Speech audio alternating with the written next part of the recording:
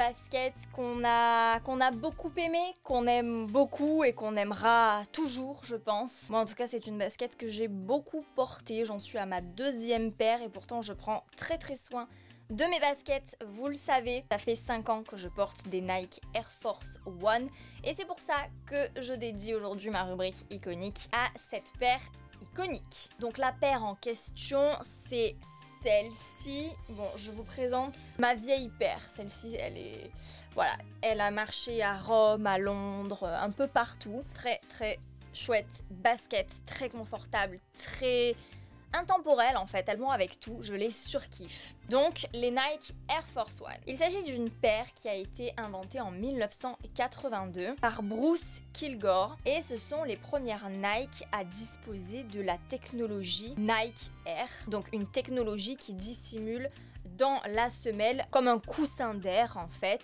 qui permet d'amortir les pas. Et ça c'est une qualité qui est très recherchée notamment pour les sportifs et du coup pour les basketteurs puisque c'est une chaussure qui a été dessinée et destinée aux basketteurs. Et en fait elle s'appelle les Nike Air Force One, tout comme l'avion du président américain, parce que le but de cette chaussure était de pouvoir atteindre les sommets de la légèreté, donc de voler comme Air Force One quoi.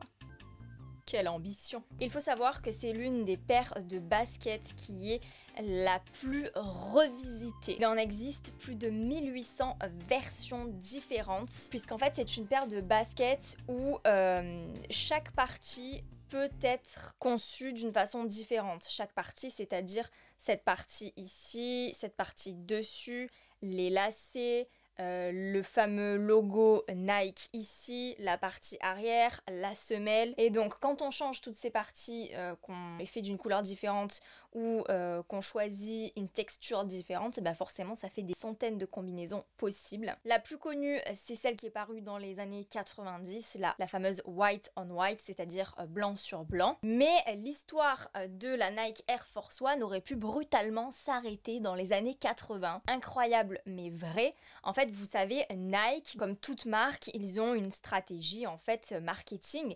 Et à l'époque, la stratégie était de renouveler constamment les produits proposés. Et il se trouve que la Nike Air Force One, ça a été un véritable succès dès le début, dès la sortie de ce modèle-là. Mais justement, pour respecter leur politique marketing, ils ont décidé d'arrêter la production en 1984. Du coup, tous les fans de la Nike Air Force One, qu'est-ce qu'ils ont fait? Ne pouvant pas s'acheter de nouveaux modèles, eh bien ils ont commencé à customiser leurs anciens modèles en mettant des lacets de couleurs, en faisant du art painting dessus, ce genre de choses. C'était sans compter l'intervention de The Three Amigos. Alors, je ne connaissais pas l'histoire, mais vraiment quand je l'ai lu, j'étais morte de rire. En fait, c'est 3 revendeurs américains, donc 3 patrons de magasins de chaussures américains qui voulaient absolument pouvoir revendre la Nike Air Force One à leurs clients qui ne faisaient que leur demander ce modèle. Du coup, ils sont carrément allés chez Nike, ils ont demandé, voilà, est-ce que vous pourriez pas nous refaire